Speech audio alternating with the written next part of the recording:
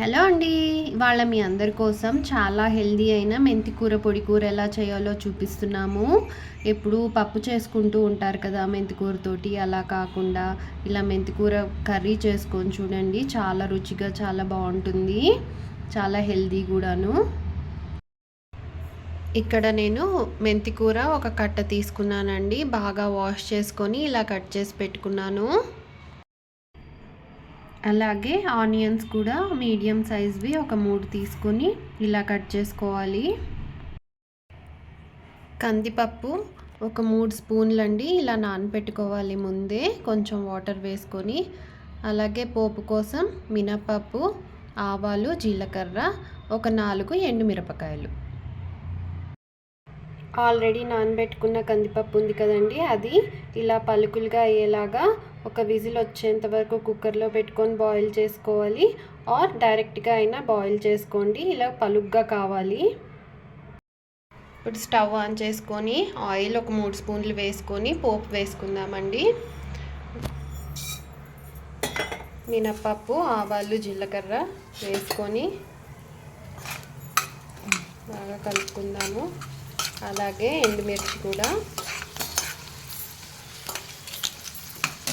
బాగా వేగాలండి ఇవి.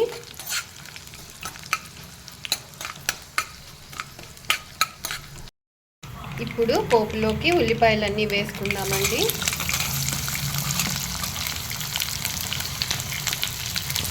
ఉల్లిపాయలు కూడా వేసుకొని ఒకసారి కలుపుకుందాము.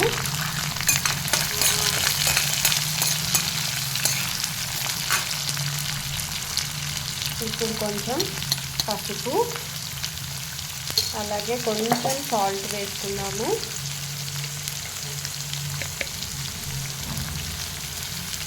వేసుకొని మళ్ళీ ఇంకొకసారి కలుపుకుందాము.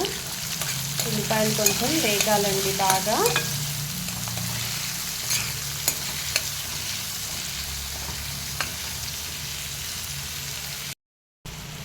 చూడండి, ఉల్లిపాయలన్నీ బాగా వేగాయి కదా. ఇప్పుడు మెంతి కూర వేసుకుందాము.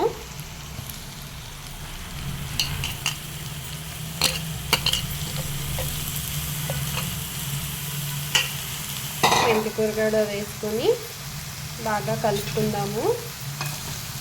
ఒకసారి ఇలా బాగా కలుపుకోవాలండి. చూడండి, ఇలా బాగా కలిపేసుకొని ఇప్పుడు కందిపప్పు కూడా వేసుకుందాము. ఆల్రెడీ నేను ఇలా పొడి పొడిగా బాయిల్ చేసి పెట్టుకున్నాను. ఇంకొంచెం సేపు ఈ కూరలో కూడా మగ్గుతుందండి. ఇవి కూడా వేసుకొని ఒకసారి కలిపేసుకొని మూత పెట్టుకుందాము. ఒకసారి చిన్నగా ఇలా కలుపుకొని మూత పెట్టుకుందామండి ఒక 5 మినిట్స్. ఇప్పుడు ఒకసారి చూసుకుందామండి.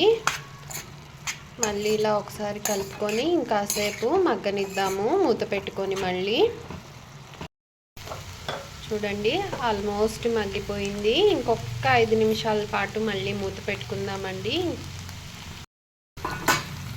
ఇప్పుడు ఒకసారి చూద్దాము, అయిపోయిందండి. ఇప్పుడు ఇంకొంచెం సాల్ట్ పడుతుంది, మీరు రుచి చూసుకొని వేసుకోండి. ఇంకొంచెం సాల్ట్, అలాగే కొంచెం కారం కూడా వేసుకుందాం. ఇప్పుడు వేసుకొని కలుపుకుందాము.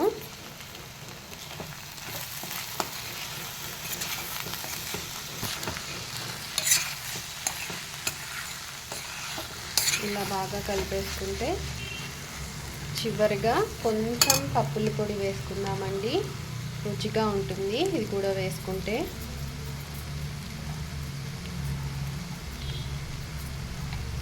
మెంతి కూర పొడి కూర రెడీ అయిపోతుందండి. చాలా మంచిది అందరికీ.